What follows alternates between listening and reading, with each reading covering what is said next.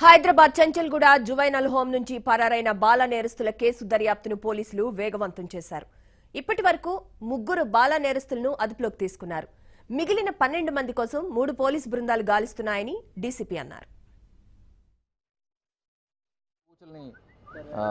Cut చేసి దాన్ని కోసివేసి అక్కడ నుంచి బయటికి వచ్చి ప్లే గ్రౌండ్ పక్కన ఉన్న కాంపౌండ్ వాల్ ద్వారా గోడ దూకి పారిపోవడం జరిగింది.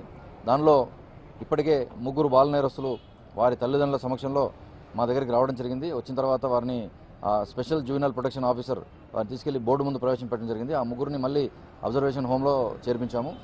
అబ్జర్వేషన్ హోమ్తో పాటు ఈ కన్విక్టెడ్ జువెనైల్స్ కూడా అక్కడ ఒక ప్లేస్ ఉండేది. దాంట్లో 22 మంది ఉన్నారు.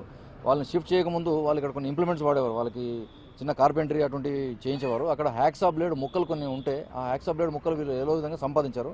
ఆ హ్యాక్సా బ్లేడ్ ముక్కలతో 2 ఊచల్ని కిటికీ గ్రౌండ్ ఫ్లోర్లో ఉన్న 2 ఊచల్ని కోసివేసి వాటిని బెండ్ చేసిన పిమ్మట దానిలోంచి బయటికి పోయి దూకేయడం జరిగింది. సో ఇట్లాంటి సంఘటనలు జరిగినందుకు ఆ శాఖ వారు వారికి సంబంధించిన సిబ్బందిని వారిని సస్పెండ్ చేయడం జరిగింది. ఈ సెక్యూరిటీ రివ్యూ కూడా ఈరోజు ఇక్కడికి వచ్చాను హెడ్ ఆఫీస్కి. దీన్ని సెక్యూరిటీ రివ్యూ చేసి దీన్ని స్ట్రెంథెన్ చేయడానికి కూడా మేము ఈరోజు ఏర్పాటు చేస్తున్నాము. చుట్టుముట్టు సీసీటీవీ కెమెరాస్ కూడా ఉన్నాయి. మాకున్న సీసీటీవీ ఫుటేజ్ ప్రకారం బయటకు వచ్చిన వాళ్ళు ఆ ఊచలు తొలగించిన తర్వాత 15 మంది నేరస్తులు ఒకేసారి వెళ్ళి ఆ బిల్డింగ్ వెనకాల వైపు ఒక ప్లే గ్రౌండ్ ఉంది. ఎవరికి ఆ ప్లే గ్రౌండ్ ఓన్లీ కన్విక్టెడ్ వాళ్ళకి మాత్రం ఉంటుంది.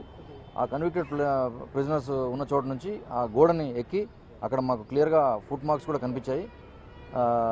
అవి ఎక్కి స్కేల్ చేసిన తర్వాత అవతల వైపు దూకారు. అవతల వైపు రోడ్డు కొంచెం పైకి ఉంది. అంత ఎక్కువ ఎత్తుగా లేదు. దాదాపు ఒక 2-3 ఫీట్ల అంత హైట్ ఉంది. దాని నుంచి ఆ గోడ పై నుంచి దూకేసి అందరూ వెళ్ళిపోయినట్టు మాకు తెలుస్తుంది. వెళ్తూ దాంట్లో ఒక నేరస్తుడు ఒక ఇదే కాలనీకి సంబంధించిన ఒక వీఆర్ఓ ఒక బండి పార్క్ చేసినట్టయితే ఆ మధ్యరాత్రిలోనే ఆ బైక్ కూడా దొంగతనం చేశారు. ఆ బైక్ సంబంధించిన కేసు కూడా రిజిస్టర్ చేయడం జరిగింది.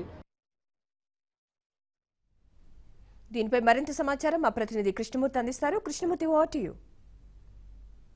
హైదరాబాద్లో ఉన్నటువంటి జువైనల్ హోమ్ నుంచి నిన్న 15 మంది బాలురు అదృశ్యమయ్యారు. కిటికీ గిల్స్ తొలగించి అక్కడి నుంచి పరారయ్యారు.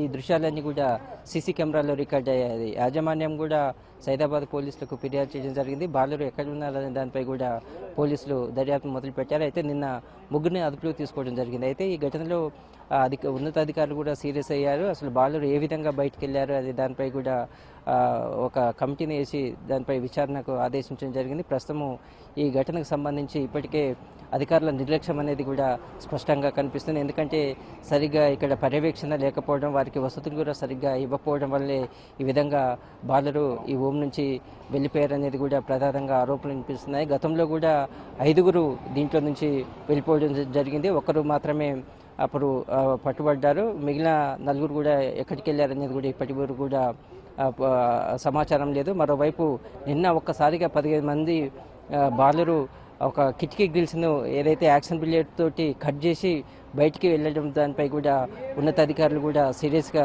తీసుకోవడం జరిగింది. ఎందుకంటే ఎందుకు నిర్లక్ష్యంగా వ్యవహరించారో, ఆ సమయంలో డ్యూటీలో ఎవరెవరు ఉన్న దానిపై కూడా అధికారులు ఆరాధించారు. అయితే ఈ ఘటనకు సంబంధించి 2 అధికారులను కూడా పర్యవేక్షణ అధికారులను కూడా సస్పెండ్ చేయడం జరిగింది. అయితే ఇప్పుడు పారిపోయినటువంటి 15 మందిలో 3 మాత్రమే అధికారులు దృష్టికి వచ్చారు. వారిని నిన్న అదుపులో తీసుకోవడం జరిగింది. ప్రస్తుతము ఈ ఘటనలో 13 మంది ఎక్కడికి వెళ్ళారనే దానిపై కూడా పోలీసులు ఆరా తీస్తున్నారు. మరోవైపు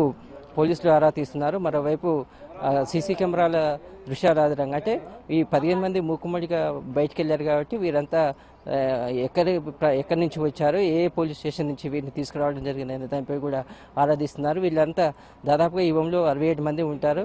వీరిలో చిన్న నేరాలు వారు చేసినప్పుడు వారిలో పరివర్తన వచ్చే విధంగా ఇందులో ఉంచి వారికి ఒక ఏదైతే చేయకూడని తప్పులు ఏవైతే ఉన్నాయో అలాంటివి చేయొద్దని చెప్పేసి వీరికి ఇక్కడ కౌన్సిలింగ్ ఇవ్వడం జరిగింది. అయితే దాదాపు 67 మందిలో 15 మంది ఇక్కడ నుంచి అదృశ్యం కావడంపై కూడా ఉన్నతాధికారులు సీరియస్గా తీసుకున్నారు. వారందరినీ కూడా ఈ రోజు వరకు సాయంత్రం వరకు వారిని అదుపులో తీసుకుంటామని చెప్పేసి కూడా అధికారులు చెప్తున్న పరిస్థితి మనకు కనిపిస్తుంది. శశితో కృష్ణమూర్తి, ఏబిఎన్ ఆంధ్రజ్యోతి, హైదరాబాద్.